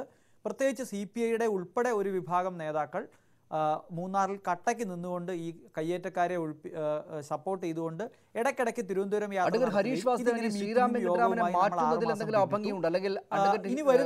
ശ്രീറാം വെങ്കിട്ടരാമനെ സ്ഥാനത്ത് നിന്ന് മാറ്റിയത് ചട്ടവിരുദ്ധമാണ് എന്നൊക്കെ പറയുന്നത് ശരിയായിരിക്കുമോ? അദ്ദേഹത്തിന്റെ ബാച്ചിലുള്ള എല്ലാ ആളുകൾക്കും സ്ഥാനം 4 വർഷം പൂർത്തിയായതിനെ തുടർന്ന് സ്ഥാനമാറ്റം ഉണ്ടായിട്ടുണ്ട്. അദ്ദേഹത്തെ മാത്രം അവിടെ നിർത്തണം, അദ്ദേഹം നിന്നാൽ മാത്രമേ മൂന്നാറിൽ കാര്യങ്ങൾ വൃത്തിയായി നടക്കുകയുള്ളൂ എന്ന് വിചാരിക്കുന്നത് ശരിയായ നിലപാടായിരിക്കുമോ? അങ്ങനെ ഒരു അഭിപ്രായം എനിക്കില്ല. പക്ഷേ കാലാകാലങ്ങളായി ഒരു സിവിൽ സർവീസ് ഉദ്യോഗസ്ഥന്മാരുടെ പ്രവർത്തനം നിരീക്ഷിച്ചു വരുന്ന ആർക്കും മൂന്നാറിൽ ബോധ്യമാകുന്ന ഒരു സംഗതി, ഇപ്പം ഞാൻ മൂന്നാർ കഴിഞ്ഞ 10 വർഷക്കാലമായി ഫോളോ ചെയ്യുന്നുണ്ട്. ഏതൊക്കെ ഉദ്യോഗസ്ഥർ അവിടെ ഇരുന്നപ്പോഴാണ് മൂന്നാർ ഇത്ര ചടുലമായി മുന്നോട്ട് പോയത് എന്നത് നോക്കുമ്പോൾ ഇപ്പോഴത്തെ ജില്ലാ കളക്ടർ അവിടെ സബ് കളക്ടറായി ഇരുന്ന ആളാണ് ഗോകുൽ. അദ്ദേഹത്തിൻ്റെ കാലത്ത് എത്ര കയ്യേറ്റം ഒഴിപ്പിക്കൽ, എത്ര പട്ടയം റദ്ദാക്കൽ, എത്ര റിസോർട്ട് ഉടമകൾക്ക് നോട്ടീസ് കൊടുക്കൽ ഉണ്ടായിട്ടുണ്ട് എന്ന് നോക്കുക. 120 റിസോർട്ടുകൾക്ക് ശ്രീറാം വെങ്കിട്ടരാമൻ വന്നപ്പോൾ നോട്ടീസ് കൊടുത്ത പല കെട്ടിടം പണി പൂർത്തിയാക്കിയത് ഗോകുൽ ഇപ്പോഴത്തെ ജില്ലാ കളക്ടർ സബ് കളക്ടറായിരുന്നപ്പോഴാണ്. അപ്പോൾ ചില ആളുകൾ അവിടെ ചട്ടപ്പടി കാര്യങ്ങൾ പോയാൽ മതി എന്ന് തീരുമാനിച്ചാൽ, അതായത് കയ്യേറ്റക്കാരുമായി യോജിക്കണമെന്നില്ല, പക്ഷേ നിങ്ങൾ ഒരു പ്രോആക്റ്റീവ് സ്റ്റെപ്പ് എടുത്ത് പ്രവർത്തിക്കേണ്ട എന്ന് തീരുമാനിക്കുന്ന ചില ഉദ്യോഗസ്ഥരുണ്ട്. സ്വയം വിലങ്ങുകൾ കൽപ്പിച്ചുകൊണ്ട് നമുക്ക് ചട്ടപ്രകാരം കാര്യങ്ങൾ പോയാൽ മതി. അങ്ങനെ പോയാൽ ഈ നൂറ്റാണ്ടിലല്ല അടുത്ത നൂറ്റാണ്ടിൽ പോലും മൂന്നാറിലെ കയ്യേറ്റം ഒഴിപ്പിക്കാൻ കഴിയില്ല. കാരണം ചട്ടപ്പടി കാര്യങ്ങൾ പോകുമ്പോൾ സ്വാഭാവികമായിട്ടും 10-20 വർഷങ്ങളെടുക്കും. ചില ഉദ്യോഗസ്ഥർ വളരെ ശക്തമായി മുന്നോട്ട് പോകുമ്പോഴാണ് ഇത്തരത്തിലുണ്ടാകുന്നത്. സനീഷിൻ്റെ ചോദ്യത്തിന് മറുപടി പറഞ്ഞാൽ കേരള സിവിൽ സർവീസ് ബോർഡിൻ്റെ അംഗീകാരമില്ലാതെ നടത്തിയ എല്ലാ ട്രാൻസ്ഫറും, ഞാൻ ശ്രീറാമിൻ്റെ ചർച്ചയായതുകൊണ്ട് മാത്രമാണ് ശ്രീറാമിൻ്റെ പേര് ഇവിടെ പറഞ്ഞത്, ഏത് ഉദ്യോഗസ്ഥനെ മാറ്റിയിട്ടുണ്ടെങ്കിലും അത് ചട്ടവിരുദ്ധമാണ്. അവർക്ക് സെൻകുമാറിനെ പോലെ നട്ടലുണ്ടായിരുന്നെങ്കിൽ അവർ CIT-യിൽ പോയി സ്റ്റേ വാങ്ങിച്ചേനെ, അടുത്ത കോടതി വിധി വന്നേനെ ഈ സർക്കാരിനെതിരെ. സുപ്രീം കോടതിയുടെ മാർഗനിർദ്ദേശം അനുസരിച്ച് രൂപീകരിച്ച കേരളത്തിലെ സിവിൽ സർവീസ് ബോർഡ് കഴിഞ്ഞ 2 വർഷമായി യോഗം കൂടിയിട്ടില്ല എന്നുള്ളതൊരു വസ്തുതയല്ലേ? അപ്പോൾ നമ്മൾ ചട്ടം പരിശോധിക്കുകയാണെങ്കിൽ ഇതിലധികം തിരിച്ചടികൾ ഉണ്ടാവാൻ സർക്കാരിന് സാധ്യതയുണ്ട്. ഏത് ഉദ്യോഗസ്ഥൻ വന്നാലും നിയമമാണ് നടപ്പാക്കുന്നതെങ്കിൽ, ഞാൻ ചോദിച്ച ചോദ്യത്തിന് ആരും ഈ ചർച്ചയിൽ മറുപടി പറഞ്ഞില്ല. നവംബർ മാസത്തിൽ വന്ന ഹൈക്കോടതി ഉത്തരവ് നമ്മൾ ഈ ചർച്ച ചെയ്യുന്നത് ജൂൺ 6-ാം തീയതി പോലും നടപ്പാക്കുന്നില്ല എങ്കിൽ ഒരു പട്ടയമെങ്കിലും റദ്ദാക്കിയിട്ട് ഇടയ്ക്കിടയ്ക്ക് ഈ നിലപാടെന്ന വാക്ക് ഉപയോഗിച്ചിരുന്നെങ്കിൽ നമുക്ക് മനസ്സിലാകാമായിരുന്നു. ഏത് പട്ടയമാണ് മൂന്നാറിൽ റദ്ദാക്കിയത്? ഏത് റിസോർട്ടുകാരനെയാണ് ഒഴിപ്പിച്ചത്? നിങ്ങൾ ഈ നിലപാടുമായി അടുത്ത 5 വർഷവും മുന്നോട്ട് പോവുകയും ഞങ്ങൾക്ക് നിലപാടുണ്ടായിരുന്നു എന്ന് പറയുകയും ചെയ്താൽ മാത്രം മൂന്നാറിൽ കാര്യങ്ങൾ നടക്കില്ല.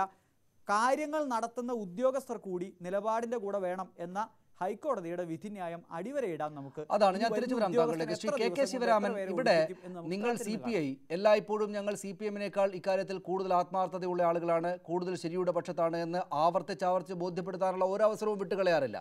ഇവിടെ നോക്കൂ, അദ്ദേഹം പറയുന്നത് ശരിയാണെങ്കിൽ ഇത് ചട്ടവിരുദ്ധം പോലുമാണ്, ചട്ടവിരുദ്ധം തന്നെയുമാണ് ഈ ശ്രീറാം വെങ്കിട്ടരാമനെ സ്ഥാനത്ത് നിന്ന് മാറ്റിയത് എന്ന് വെച്ചാൽ അങ്ങനെ ചോദ്യം ചെയ്യാനുള്ള ഒരു പൊസിഷൻ അവിടെ ഉണ്ടായിരുന്നു. പക്ഷേ അത് നിങ്ങൾ ഉപയോഗിച്ചതായി കാണുന്നില്ല. എന്തുകൊണ്ടായിരിക്കണം അത് എന്നത് അത്ഭുതമുണ്ടാക്കുന്നു. കാര്യം ശ്രീറാം വെങ്കിട്ടരാമന് മുന്നിൽ പാറ പോലെ ഉറച്ചു നിന്ന ആളുകളാണ് CPI-ക്കാർ. ഇക്കാര്യത്തിൽ ഞങ്ങൾക്ക് വ്യത്യസ്തമായ അഭിപ്രായമുണ്ടെന്ന് എപ്പോഴും പറഞ്ഞുകൊണ്ടിരുന്നയാളാണ്. മന്ത്രിയുടെ ഭാഗത്തെത്തിയപ്പോൾ മന്ത്രി ഏത് വിധേനയും സംരക്ഷിക്കുമെന്ന നിലപാട് നേരത്തെയൊക്കെ പറഞ്ഞിരുന്ന മന്ത്രി ഈ യോഗത്തിൽ പങ്കെടുക്കുകയില്ല എന്ന് തീരുമാനമെടുത്ത് പങ്കെടുക്കാതിരുന്ന ഇച്ഛാശക്തി കാണിച്ച ഈ മന്ത്രി ഞങ്ങൾ ഭരണ സൗകര്യത്തിനനുസരിച്ച് ഇങ്ങനെയൊക്കെ ചെയ്യുമല്ലോ, അതിൽ അസ്വാഭാവികതയൊന്നുമില്ലല്ലോ എന്നൊക്കെയാണല്ലോ പറഞ്ഞത്. എന്തുകൊണ്ടായിരിക്കണം അത്? ചട്ടവിരുദ്ധമാണെങ്കിൽ അതിന് കാരണമായിരിക്കുന്നത്, ചട്ടവിരുദ്ധമായിട്ടുള്ള ഈ മാറ്റലിന് കാരണമായിരിക്കുന്നത് മൂന്നാറിലെ പ്രത്യേകമായ CPM-ൻ്റെയും സർക്കാരിൻ്റെയും അജണ്ടയായിരുന്നുവെങ്കിൽ, നിങ്ങളതിനെ എതിർക്കുന്നുണ്ടായിരുന്നുവെങ്കിൽ, നിങ്ങൾ ഈ പറയുന്ന ചട്ടവിരുദ്ധതയെ ചൂണ്ടിക്കാട്ടി ശ്രീറാം വെങ്കിട്ടരാമനെ മാറ്റാൻ പാടില്ല എന്ന നിലപാട് സ്വീകരിക്കണമായിരുന്നു. എന്തുകൊണ്ടതുണ്ടായില്ല? ഒന്നാമത്തെ കാര്യം, എല്ലാ കാര്യങ്ങളിലും CPM-നേക്കാൾ ആത്മാർത്ഥതയുള്ളവരാണ് CPI എന്ന് ആരെയെങ്കിലും ബോധ്യപ്പെടുത്തുന്നതിന് വേണ്ടി ഞങ്ങൾ ഒരു കാര്യം ചെയ്യാറില്ല. CPM-ഉം CPI-യും ഈ മുന്നണിയിലെ പ്രധാനപ്പെട്ട കക്ഷികളാണ്. എല്ലാ കാര്യങ്ങളിലും 2 പാർട്ടികൾക്കും നിലപാടുകളുണ്ട്. അത് ചിലപ്പോൾ അല്പമൊക്കെ അഭിപ്രായ വ്യത്യാസം ഉണ്ടാക്കുന്ന നിലപാടുകളാവാം. പക്ഷേ ഇതാരെങ്കിലും ബോധ്യപ്പെടുത്താനുള്ള ശ്രമത്തിന്റെ ഭാഗമല്ല, CPIയുടെ നിലപാടാണ് ഇതിനു മുമ്പ് വെളിപ്പെടുത്തിയതൊക്കെ. ഇവിടെ സ്ഥലം മാറ്റത്തെ സംബന്ധിച്ച് പറഞ്ഞ അഡ്വക്കേറ്റ് ഹരീഷ് പറഞ്ഞ സിവിൽ സർവീസ് ബോർഡും ആയി ബന്ധപ്പെട്ട വിഷയങ്ങളെക്കുറിച്ച് അഭിപ്രായം പറയാൻ ഞാനൊരു ദീപജ്ഞനല്ല. ചട്ടവിരുദ്ധമായിട്ടാണ് സ്ഥലം മാറ്റമെങ്കിൽ തീർച്ചയായും അത് ചോദ്യം ചെയ്യപ്പെടേണ്ടത് തന്നെയാണ്. ഞാൻ ചട്ടത്തിന്റെ അടിസ്ഥാനത്തിലായിരുന്നല്ലോ അഭിപ്രായം പറഞ്ഞത്. ഒരു ദൗത്യം നിർവഹിച്ചുകൊണ്ടിരിക്കുന്നതിനിടയിൽ, കയ്യേറ്റക്കാർക്കെതിരെ ശക്തമായ നടപടി സ്വീകരിച്ചുകൊണ്ടിരിക്കുന്നതിനിടയിൽ ആ ഉദ്യോഗസ്ഥനെ സ്ഥലം മാറ്റിയത് ശരിയായില്ല എന്നാണ്. ആ സ്ഥലം മാറ്റം ജനങ്ങളിലേക്ക് തെറ്റായൊരു സന്ദേശം കൊടുക്കും എന്നാണ് ഞാൻ പറഞ്ഞത്. അപ്പോൾ ചട്ടത്തെ സംബന്ധിച്ചിടത്തോളം അഭിപ്രായം പറയേണ്ട ആള് ഞാനല്ല. ഇവിടെ കയ്യേറ്റം ഒഴിപ്പിക്കുക എന്നുള്ളത് ഗവൺമെന്റിന്റെ നിലപാട് തന്നെയാണ്.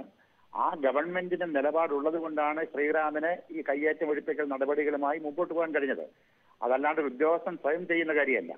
അത് കയ്യേറ്റം ഒഴിപ്പിക്കുക, അനധികൃത പട്ടയങ്ങൾ റദ്ദാക്കുക, പിന്നെ അത്തരം കാര്യങ്ങളെ സംബന്ധിച്ച് ഗവൺമെന്റ് മുന്നണിയും ചർച്ച ചെയ്ത് ഗവൺമെന്റും ചർച്ച ചെയ്ത ഒരു നയത്തിന് രൂപം നൽകുമ്പോൾ ആ നയം നടപ്പാക്കുന്ന ജോലിയാണ് ഉദ്യോഗസ്ഥന്മാർക്കുള്ളത്. അല്ലാതെ സ്വയം അവർ നയം ഉണ്ടാക്കുന്നവരല്ല.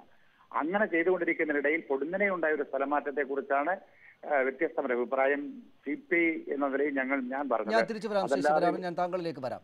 ശ്രീ എസ് രാജേന്ദ്രൻ MLA അദ്ദേഹം ടെലിഫോൺ ലൈനിലുണ്ട്. ശ്രീ എസ് രാജേന്ദ്രൻ, താങ്കളടക്കമുള്ള ആളുകൾ അതിശക്തമായി സ്വീകരിച്ച നിലപാടിനെ തള്ളിക്കളഞ്ഞിട്ടാണല്ലോ ലബ്ഡയിൽ കേസിൽ വിധി വന്നിരിക്കുന്നത്. നിങ്ങൾ ഈ 22 സെന്റിന്റെ മുതലാളി കയ്യേറ്റക്കാരൻ VV ജോർജിനെ സംരക്ഷിക്കാൻ ശ്രമിച്ചു. അതിന് നിങ്ങൾക്ക് ഈ സർക്കാരിലുള്ള സ്വാധീനം ഉപയോഗിച്ച് സർവകക്ഷി യോഗം വിളിക്കാൻ വിളിച്ചു.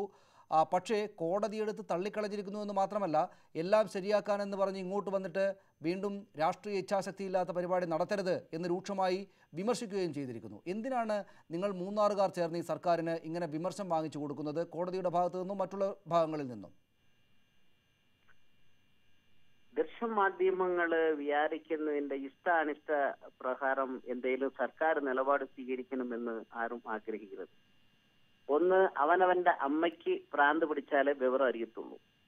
3, കോടതിയുടെ കാര്യം പരാമർശിച്ചതുപോലെ കണ്ണ് കെട്ടിയിട്ടാണല്ലോ അവിടെ നോക്കുന്നത്. അങ്ങനെ കെട്ടിയ കെട്ടാണ് ഇവിടെ വിധി ഉണ്ടായത്. 4, ഈ പറഞ്ഞിരിക്കുന്ന 22 സെന്റുകാരനെ സംരക്ഷിക്കുവാൻ ഞങ്ങൾ ആളുകളല്ല, ഞങ്ങൾ അതിനു വേണ്ടി പോയതുമല്ല. ഇവിടെ ഗവൺമെന്റിന്റെ നയപരമായ നിലപാടുകൾ സ്വീകരിക്കുന്നതിന് ചില വിരുദ്ധ നിലപാടുകൾ ഉണ്ടായിരുന്നു, നടപടിക്രമങ്ങൾ ഉണ്ടായിരുന്നു. അത് ഗവൺമെന്റിനെ ബോധ്യപ്പെടാൻ പോയതേ ഉള്ളൂ.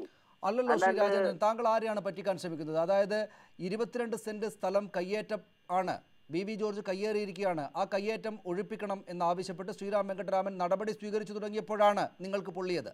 നിങ്ങൾ അതുകൊണ്ടാണ് താങ്കളും ശ്രീ മണിയും അടക്കമുള്ള MM മണിയും അടക്കമുള്ള ആളുകൾ എല്ലാ രാഷ്ട്രീയ പാർട്ടികളുടെയും നേതാക്കളെ വിളിച്ചു ചേർത്ത് നിവേദനമുണ്ടാക്കി ഒപ്പിട്ട് മുഖ്യമന്ത്രിയെ ചെന്ന് കണ്ട് സർവകക്ഷി യോഗം വിളിച്ചത്. ഈ 22 സെന്റ് സ്ഥലത്തിന്റെ പ്രശ്നം വന്നപ്പോഴാണ് നിങ്ങൾ വീണ്ടും ഇത് വലിയ പ്രശ്നമുണ്ടാക്കുമെന്ന് പറഞ്ഞ് മുഖ്യമന്ത്രിയെ പോയി കണ്ടത്. നിങ്ങൾ ആരോടായി വർത്താനം പറയുന്നത്? നിങ്ങൾ എന്നെ മഹാനവും പറ്റിക്കൽ. ഞങ്ങൾ ആരെ പറ്റിച്ചു? മൂന്നാർക്കാരൊക്കെ കയ്യേറ്റക്കാരാണെന്ന് പറഞ്ഞ് ആരാ വിധി എഴുതുന്നേ? നിങ്ങളൊന്ന് കരുതിക്കോ, മനസ്സിലായിക്കോ. പട്ടയം ഇല്ലാത്ത എല്ലാ ആളുകളും കയ്യേറ്റക്കാരാണ് എന്ന് നിങ്ങളുടെ വ്യാഖ്യാനമുണ്ടല്ലോ, അത് ആദ്യം എടുത്ത് കളയുക, മാറുക. അങ്ങനെ മാറ്റാൻ പറ്റില്ല ശ്രീ രാജേന്ദ്രൻ, അങ്ങനെ മാറ്റാൻ പറ്റില്ല. മൂന്നാറിന് മാത്രമായിട്ടൊരു നീതിന്യായ സംവിധാനമോ നിയമവ്യവസ്ഥയോ കോടതിയോ ഇല്ല. മൂന്നാറിന് മാത്രമായിട്ടൊന്നുമില്ല. മൂന്നാറിന് താങ്കൾക്ക് മാത്രമായിട്ട് അവിടെ എന്തെങ്കിലും പ്രത്യേകിച്ചുള്ള നിയമങ്ങളൊന്നുമില്ല. മൈക്ക് കയ്യിലുണ്ടെന്നും പറഞ്ഞിട്ട് എന്തെങ്കിലുമൊക്കെ കാര്യം പറഞ്ഞുകൊണ്ട് നടക്കരുത്. നിങ്ങളുടെ ദൃശ്യമാധ്യമത്തിന്റെ ഞാനിവിടെ ഇരിക്കുന്ന ഒരു സാധാരണ ആൾ മാത്രമാണ്. തള്ളിക്കളയുക അഡ്വക്കേറ്റ് ജയശങ്കറിനെയും ഹരീഷ് വാസുദേവനെയും എല്ലാം തള്ളിക്കളയുക. കോടതി നിങ്ങൾ കൂടെ ഭവ്യതയോടെ നിൽക്കേണ്ടത് കോടതി തള്ളിക്കളഞ്ഞിരിക്കുകയാണ്. നിങ്ങളുടെ നിലപാടിനെ തള്ളിക്കളഞ്ഞിരിക്കുകയാണ്. ഞാൻ പറയുന്നത് വസ്തുത കൃത്രിമം സൃഷ്ടിച്ചാണ് ഈ ശ്രീറാം അവിടെ രേഖ സമർപ്പിച്ചിട്ടുള്ളത്. എന്തുകൊണ്ട് വിമനചന്ദ്രൻ ജസ്റ്റിസ് അദ്ദേഹം എഴുതിയതിനെ അതിനെ പോലും ഞാൻ യോജിക്കുന്നില്ല. അദ്ദേഹത്തിന്റെ വിധി നീതിപൂർവ്വം അല്ല എന്ന് രാജേന്ദ്രനോട് ചൂടാവുകയില്ലെങ്കിൽ ഞാനൊരു കാര്യം ചോദിക്കട്ടെ. നിങ്ങൾക്ക് അവിടെ സവിശേഷമായ ഒരു പ്രശ്നങ്ങളുണ്ട് എന്ന് നിങ്ങൾ പറയുന്നു, മനസ്സിലാക്കുന്നു. ശരി, സവിശേഷമായ പ്രശ്നങ്ങളുണ്ട്. നിങ്ങൾക്ക് അവിടെ നിന്ന് ആരാൻ്റെ അമ്മയ്ക്ക് ഭ്രാന്ത് പിടിക്കുമ്പോൾ കാണാൻ നല്ല ചേലി എന്ന മട്ടിൽ കാണുകയാണ് ഈ ദൃശ്യമാധ്യമങ്ങളും എല്ലാവരും എന്ന് വിചാരിക്കുക, സമ്മതിക്കുന്നു. പക്ഷേ അപ്പോൾ തന്നെയും നിങ്ങൾ ഈ VV ജോർജിൻ്റെ കേസുമായി ബന്ധപ്പെട്ട് VV ജോർജിൻ്റെ ഒരു ഉദാഹരണമായിട്ടെടുത്താൽ നിങ്ങൾ പറയുന്നത് ശരിയാണ്. അദ്ദേഹം അവിടെ കുറേ കാലമായിട്ട് താമസിക്കുകയാണ്, അത് കയ്യേറ്റമല്ല കുടിയേറ്റമാണ് എന്നൊക്കെ വിചാരിച്ചാൽ തന്നെയും കോടതി അതെടുത്ത് തള്ളിക്കളഞ്ഞിരിക്കുകയാണ്. നിങ്ങൾക്കപ്പോൾ വീണ്ടും ഇക്കാര്യം പറയേണ്ടി വരുന്നു. അവിടെ വന്നിട്ട് മുഖ്യമന്ത്രിയെ വിളിച്ച് സർവകക്ഷിയോഗം വിളിക്കുന്നു. CPIക്കാർക്ക് പോലും ബോധ്യമില്ലാത്ത, താങ്കളുടെ അതേ സ്ഥലത്ത് നിന്നാണല്ലോ ശ്രീ KK ശിവരാമൻ സംസാരിക്കുന്നത്, അദ്ദേഹത്തിന് പോലും ബോധ്യപ്പെടുത്തി കൊടുക്കാൻ പറ്റാത്തൊരു കാര്യമെടുത്ത് ഒറ്റക്ക് നിന്ന് വാദിക്കുകയാണ്. നിങ്ങൾ മാത്രമാണ് ശരി, കോടതിയും KK ശിവരാമനും ഹരീഷ് വാസുദേവനും അഡ്വക്കേറ്റ് ജയശങ്കറും ബാക്കി എല്ലാവരും തെറ്റാണ് എന്ന് പറയുന്നത് എങ്ങനെയാണ് ശരിയാവുക? അത് എല്ലാവരും പറയുന്നതോട് യോജിക്കണമെന്നില്ല. ഇപ്പൊ ഈ കാര്യം നിങ്ങൾ എങ്ങനെ യോജിക്കാതിരിക്കും? എനിക്ക് മനസ്സിലാവില്ല ശ്രീരാജൻ, താങ്കൾ യോജിക്കാതിരുന്നുകൊണ്ട് എന്ത് ഗുണമാണുള്ളത്? നിങ്ങൾ ഈ നാട്ടിലെ നിയമം പാലിച്ചേ പറ്റൂ. അതിനനുസരിച്ച് നിയമങ്ങൾ ഉണ്ടാക്കിയതിനു ശേഷമാണെങ്കിൽ താങ്കൾ എത്ര കാലമായിട്ട് MLA ആയിട്ടിരിക്കുന്ന ആളാണ്.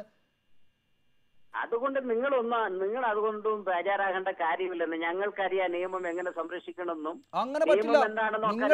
നിങ്ങളുടെ വിധത്തിൽ നിയമത്തെ കൊണ്ടുപോകാൻ പറ്റുകയില്ല എന്നാണ് എഴുതി വെച്ചിരിക്കുന്നത് കോടതി. നിങ്ങൾക്ക് അനുകൂലമായ വിധത്തിൽ കാര്യങ്ങളെ കൊണ്ടുപോകാൻ പറ്റുകയില്ല എന്ന് എഴുതി വെച്ചിരിക്കുന്നു കോടതി. നിങ്ങളുടെ ഈ ധാരണ മുഴുവനും പെസകാണ്, മനസ്സിലാക്കിക്കോ. നിങ്ങളുടെ ദൃശ്യമാധ്യമങ്ങള് അഡ്വർടൈസ്മെന്റിന് വേണ്ടി കാശ് വാങ്ങിച്ചുകൊണ്ട് പെയ്ഡ് ന്യൂസ് കൊടുക്കുകയും ചില ആളുകൾക്ക് ക്രിപ്റ്റ് കൊടുത്തുകൊണ്ട് വാദിക്കുന്ന ഈ വാദഗതി ഒന്നും അല്ല നിയമം. കേസ് കൊടുക്കണം ശ്രീരാജേന്ദ്രൻ, കേസ് കൊടുക്കണം. നമുക്ക് വിഷയത്തിലേക്ക് വരാം. നിങ്ങളെടുത്ത നിലപാടിനെ തള്ളിക്കളഞ്ഞിരിക്കുന്നു കോടതി. അതിശക്തമായിട്ടുള്ള പരാമർശങ്ങൾ അതിനകത്തുണ്ട്. നിങ്ങൾ ഈ സർക്കാരിനെ ആകെ തന്നെയും ചീത്തപ്പേരുണ്ടാക്കുന്ന ആളുകളായിട്ട് മൂന്നാറിലെ CPM നേതൃത്വം മാറിയിരിക്കുന്നു. നിങ്ങളെ തിരുത്തണം. നടത്തുന്ന ഈ നാടകമുണ്ടല്ലോ, അതൊക്കെ ഒന്നും വില പോവില്ല എന്റെ സുഹൃത്തെ. നിങ്ങളുടെ ഈ വാദഗതി ഒന്നും വില പോവില്ല. കോടതിയിൽ ഇനി അപ്പീൽ കൊടുക്കാൻ സമയം കൊടുത്തിട്ടുണ്ട്. അതിന് മുമ്പ് നിങ്ങൾ എല്ലാം കൂടി ചാടിക്കൂടി വരുന്നുണ്ടല്ലോ. പത്രക്കാരാണുള്ളവർ ശ്രീരാമനെ കോടതി അപ്പീൽ കൊടുക്കാൻ സമയം കൊടുത്തിട്ടുണ്ട്. താങ്കൾ DV ജോർജിനൊപ്പമാണ് ഇപ്പോഴും എന്നതിനുള്ള വ്യക്തമായ തെളിവല്ലേ അത് ശ്രീരാജേന്ദ്രൻ? അതൊന്നല്ല, നിങ്ങൾ മറ്റവിടെ ഇരിക്കുന്ന ആളുകളെ നിങ്ങൾ നിയമം പഠിപ്പിച്ചോ. അവരൊക്കെ നിങ്ങൾ പറയുന്ന നിയമം കേൾക്കും. പക്ഷെ ഞങ്ങൾ പഠിച്ചിട്ടുള്ള നിയമവും ഞങ്ങൾക്ക് അറിയാവുന്ന നിയമവും ഇതല്ല. വസ്തുതാപരമായ ജീവിതത്തിനോടൊപ്പം നിലകൊള്ളുക, നീതിയും ധർമ്മവും ഒക്കെ നിലനിർത്തുന്ന ന്യായത്തിനോടൊപ്പം നിൽക്കുക എന്നുള്ളതാണ് ഞങ്ങൾ കണ്ടിട്ടുള്ളത്. അപ്പൊ അതിലേ ഞങ്ങൾ നിലനിൽക്കുള്ളൂ. അല്ലാണ്ട് ആരുടെയെങ്കിലും സ്വാധീനത്തിന് അതിന്റെ പുറകെ പോകാനുള്ള ഒരു സ്ഥിതി ഞങ്ങൾക്ക് ഇല്ല. മനസ്സിലായിക്കോ. നിങ്ങള് ഇങ്ങനെയൊന്നും വാദഗതിയിൽ പറഞ്ഞോളൂ ശ്രീ ഹരീഷ്. ബഹുമാനപ്പെട്ട MLA, ഒരു ചോദ്യം. അദ്ദേഹം ടെലിഫോൺ ബഹുമാനപ്പെട്ട MLA ഒരു ചോദ്യം. കേൾക്കാനില്ല. എന്തായാലും സനീഷ്, ഞാൻ വിചാരിക്കുന്നത് ഈ ചർച്ചയിൽ അദ്ദേഹം തുടങ്ങിയതിനെ വർത്തമാനം മുടക്കിയതായിരിക്കും. ഹരീഷ് വാസവൻ പറയൂ. ശ്രീ ഗോവിന്ദൻ മാഷ് ഉൾപ്പെടെ ഈ ചർച്ചയിൽ ഉന്നയിച്ചൊരു പ്രധാനപ്പെട്ട പോയിന്റ് ഉണ്ട്. ഈ സർക്കാരിനെതിരായിട്ടല്ല കോടതി വിധി. കാരണം ഈ സർക്കാരാണ് മൂന്നാർ ഓപ്പറേഷൻ തുടങ്ങിയത്. ഈ സർക്കാരാണ് ശ്രീറാമിനെ അങ്ങോട്ടേക്ക് അയച്ച് ഈ ഓപ്പറേഷൻ തുടങ്ങാൻ നിർദ്ദേശം നൽകിയത്. സ്വാഭാവികമായിട്ടും ഈ സർക്കാരാണ് ജോർജിനെതിരായി കോടതിയിൽ വാദിച്ചതും ഇപ്പോൾ അനുകൂലമായി വിധി സമ്പാദിച്ചതും.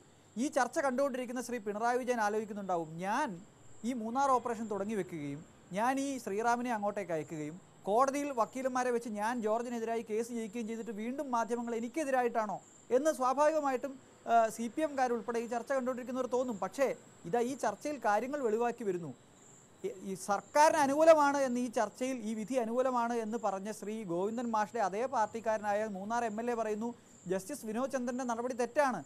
കാരണം കണ്ണ് കെട്ടിയാണ് വിധി പറഞ്ഞിരിക്കുന്നത്. ഈ വിധിന്യായം തന്നെ തെറ്റാണ് എന്ന് അദ്ദേഹം പറയുന്നു. ഇതാണ് നമ്മൾ കേരളം എല്ലാവരും പറയുക. ഞാൻ എസ് രാജേന്ദ്രൻ MLA പരിഹസിക്കാനൊന്നും ആളല്ല, പരിഹസിക്കാനൊന്നും ഞാനില്ലതാനും.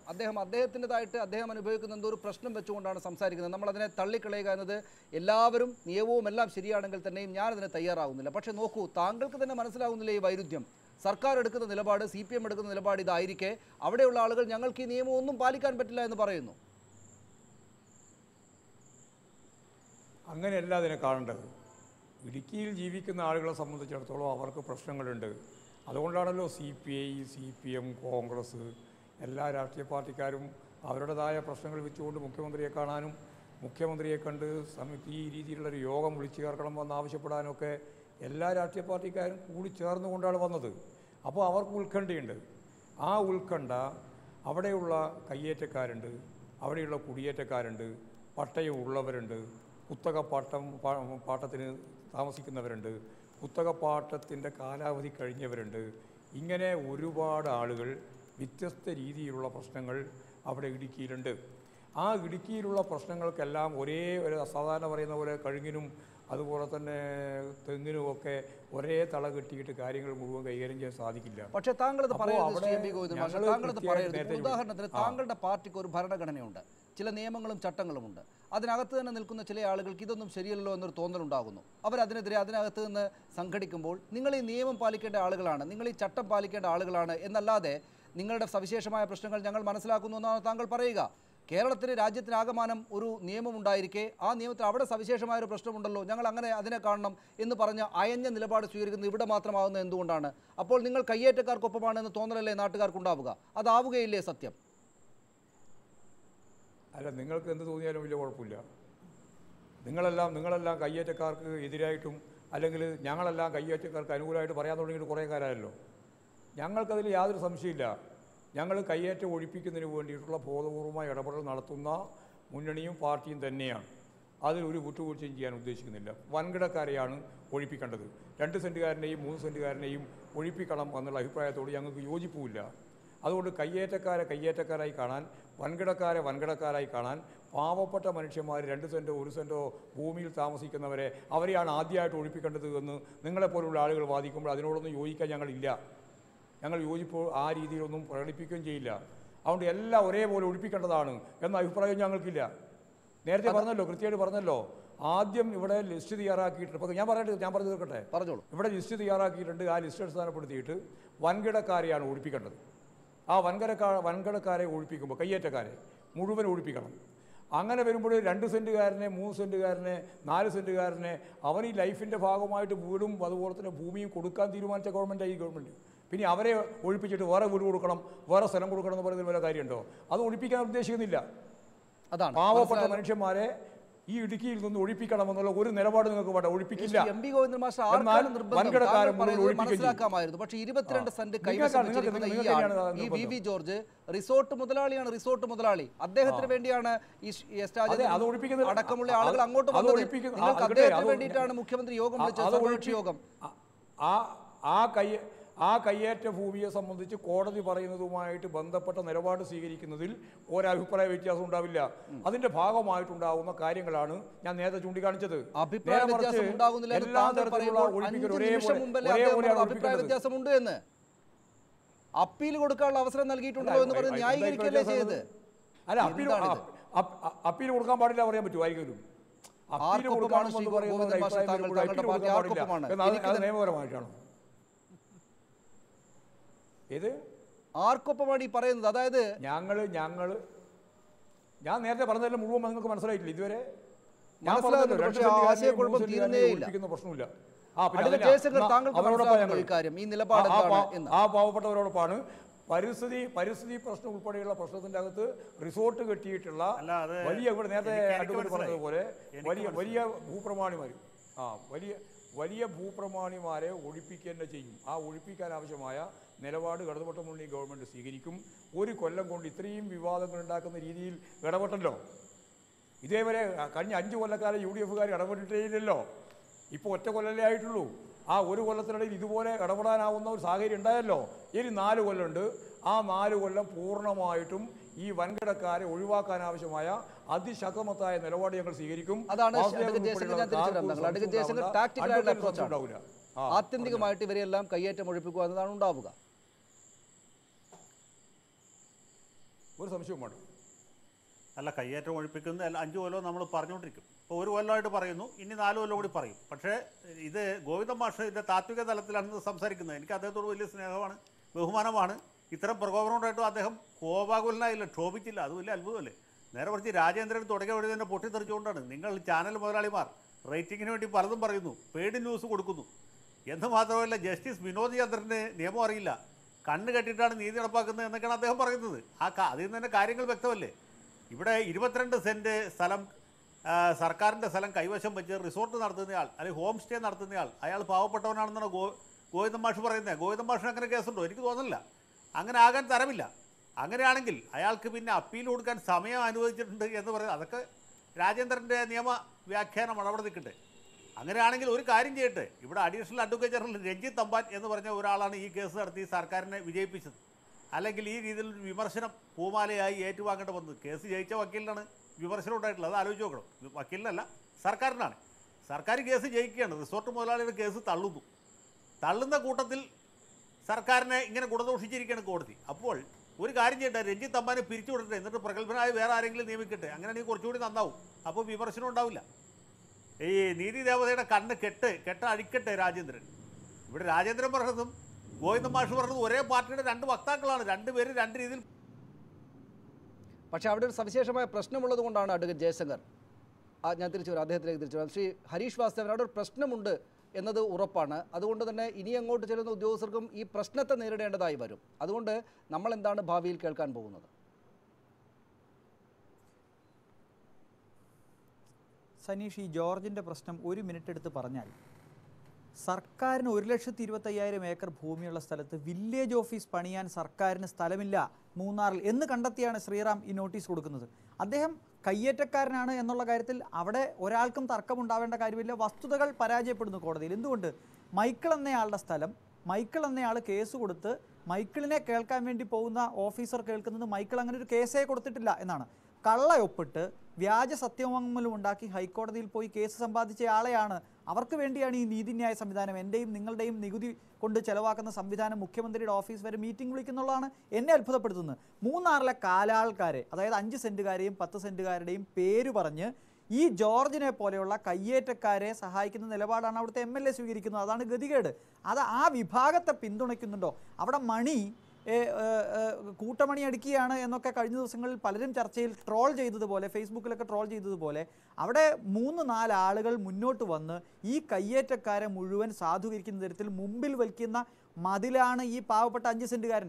ഒരാളും 5 സെൻറ്റുകാരനെ ഒഴിപ്പിക്കാൻ പറഞ്ഞിട്ടില്ല, ഒരു കോടതിയും പറഞ്ഞിട്ടില്ല. പക്ഷേ 22 സ്ഥലം കയ്യേറി, വില്ലേജ് ഓഫീസ് പണിയേണ്ട സർക്കാർ സ്ഥലം കയ്യേറി വെച്ചിരിക്കുന്ന ആൾക്ക് വേണ്ടി നമ്മൾ ഇത്രയും സമയം, പബ്ലിക് സ്പേസ്, എൻ്റെയും നിങ്ങളുടെയും സമയം ചെലവഴിക്കുന്നു എന്ന് പറയുന്നത് തന്നെ ഈ സർക്കാരിൻ്റെ കാര്യക്ഷമമില്ലായ്മയാണ് തെളിയിക്കുന്നത്. കയ്യേറ്റം ഒഴിപ്പിച്ച് എപ്പോൾ വില്ലേജ് ഓഫീസ് വരും എന്ന് മാത്രം പറഞ്ഞാൽ മതി. വളരെ വളരെ നന്ദി ശ്രീ ഹരീഷ് വാസുദേവൻ ഞങ്ങളോട് സംസാരിച്ചു. Advocate Shri MB Govindan master, ഞാൻ ഒരിക്കൽ കൂടെ താങ്കളിലേക്ക് വരുന്നില്ല. താങ്കൾ ആ നിലപാടെല്ലാം വ്യക്തമാക്കിയത് കൊണ്ട് അതേ ചോദ്യങ്ങൾ തന്നെയാണ് ബാക്കിയുള്ളത് എന്നതുകൊണ്ട് ഞാൻ ഒരിക്കൽ കൂടെ താങ്കളിലേക്ക് വരുന്നില്ല. വളരെ നന്ദി advocate Jaishankar, Shri MB Govindan master, advocate Harish Vasudevan, Shri S Rajendran MLA, Shri KK Sivaraman ഈ ചർച്ചയിൽ പങ്കെടുത്തതിന്. മൂന്നാർ വിഷയത്തിൽ ശക്തമായ നിലപാടുമായി മുന്നോട്ട് പോകും, കയ്യേറ്റം ഒഴിപ്പിക്കും എന്ന നിലപാട് പ്രഖ്യാപിക്കുമ്പോൾ തന്നെ അക്കാര്യത്തിൽ വരുന്ന ആശയക്കുഴപ്പങ്ങൾ തീരുന്നില്ല. അതുകൊണ്ടാണ് കോടതി വിധിയിലെ എല്ലാം ശരിയാക്കും എന്ന് വന്ന ആളുകൾക്ക് രാഷ്ട്രീയമായ ഇച്ഛാശക്തി പ്രകടിപ്പിക്കാനുള്ള അർഹതയുണ്ട്, അല്ലെങ്കിൽ അവകാശമുണ്ട്, അവരത് ചെയ്യേണ്ടതുണ്ട് എന്ന് കോടതിക്ക് ഓർമ്മപ്പെടുത്തേണ്ടി വന്നത്. അക്കാര്യത്തിൽ എത്രമാത്രം മുന്നോട്ട് പോകുമെന്ന് വരും ദിവസങ്ങളിൽ തന്നെ കാണേണ്ടതാണ്. വളരെ നന്ദി ഒരിക്കൽ കൂടി അതിഥികൾക്ക്. പ്രധാന വാർത്തകളിലേക്ക് വീണ്ടും. എല്ലാം ശരിയാക്കാൻ ഇനി ആരു വരുമെന്ന് സർക്കാരിനെ പരിഹസിച്ച് ഹൈക്കോടതി. വിമർശം മൂന്നാർ ഒഴിപ്പിക്കൽ കേസ് പരിഗണിക്കുമ്പോൾ സർക്കാരിന് വേണ്ടത് രാഷ്ട്രീയ ഇച്ഛാശക്തിയെന്നും കോടതി. നടിയെ ആക്രമിച്ച കേസിൽ ഇന്ന് ചോദ്യം ചെയ്തത് നിർമ്മാതാവ് ആൻഡോ ജോസഫ്, തടൻ KS പ്രസാദ് എന്നിവരെ. മൊഴികൾ മാറ്റിപ്പറഞ്ഞ് പൾസർ സുനി. കേസ് അട്ടിമറിക്കാൻ മുഖ്യമന്ത്രിയുടെ ശ്രമമെന്ന് രമേശ് ചെന്നിത്തല. പേര് വെളിപ്പെടുത്തിയവർക്കെതിരെ കേസെടുക്കണമെന്ന് ദേശീയ വനിതാ കമ്മീഷനും. ബിവറേജസ് ഷോപ്പുകൾക്ക് മുന്നിൽ ക്യൂ പാടില്ലെന്ന് ഹൈക്കോടതി. മദ്യം വാങ്ങാനെത്തുന്നവരോട് മാന്യത കാട്ടണമെന്നും നിർദ്ദേശം. നെഹ്റു കോളേജ് മധ്യസ്ഥതാ പ്രശ്നത്തിൽ KPCC നിലപാട് തള്ളി K സുധാകരൻ. കൃഷ്ണദാസ് സുഹൃത്തും കോൺഗ്രസ് കുടുംബാംഗവും. ആപത്ഘട്ടത്തിൽ കൈവിടുന്നത് ശരിയല്ലെന്നും സുധാകരൻ പറയുന്നതിൽ വിശ്വാസമില്ലെന്ന് ജിഷ്ണുവിന്റെ അമ്മ മഹിജ. ഒത്തുതീർപ്പ് ചർച്ചയ്ക്ക് ആവശ്യപ്പെട്ടിട്ടില്ലെന്ന് ഷഹീറിന്റെ പിതാവ്. നരേന്ദ്രമോദി ഷീ ജിൻപിങ് കൂടിക്കാഴ്ച റദ്ദാക്കി. ചർച്ചയ്ക്കുള്ള സാഹചര്യമല്ലെന്ന് ചൈന. കൂടിക്കാഴ്ച നടത്താനിരുന്നത് ജർമ്മനിയിൽ G20 ഉച്ചകോടിക്കിടെ. ഏഷ്യൻ അത്ലറ്റിക് മീറ്റിൽ ഇന്ത്യക്ക് 2ാം സ്വർണം. പുരുഷന്മാരുടെ 5000 മീറ്റർ ഓട്ടത്തിൽ G ലക്ഷ്മണന് സ്വർണം. മെഡൽ പട്ടികയിൽ ഇന്ത്യ 1ാമത്.